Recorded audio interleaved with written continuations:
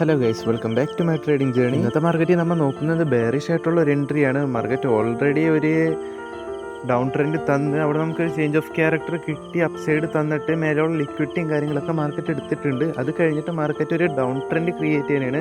നമുക്കൊരു ട്രെൻഡ് ലൈനായിട്ട് നമുക്ക് കാണാം. പിന്നെ ഒരു 5 മിനിറ്റ് ഓർഡർ ബ്ലോക്ക് നമുക്ക് അവിടെ ഫൈൻഡ് ചെയ്യാൻ പറ്റിയിട്ടുണ്ട്.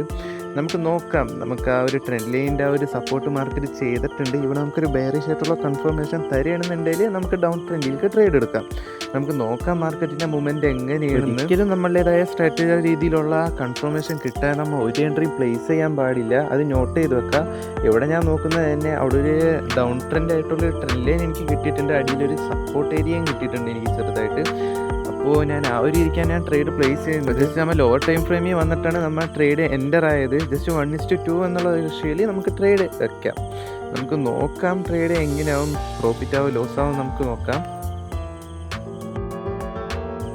സ്റ്റോപ്പ് ലോസ് നമുക്കൊരു $0.74, ചെറിയൊരു സ്റ്റോപ്പ് ലോസ് ആണ്. അതുപോലെ തന്നെ ടി പി ആണെങ്കിൽ ഒരു $3 ടി പിയും വെച്ച് നമുക്ക് അപ്പോൾ തന്നെ ടി പി ഹിറ്റാവുകയും ചെയ്ത്. അപ്പോൾ അടുത്തൊരു വീഡിയോ കാണാൻ. ശരി, എന്നാൽ ബൈ.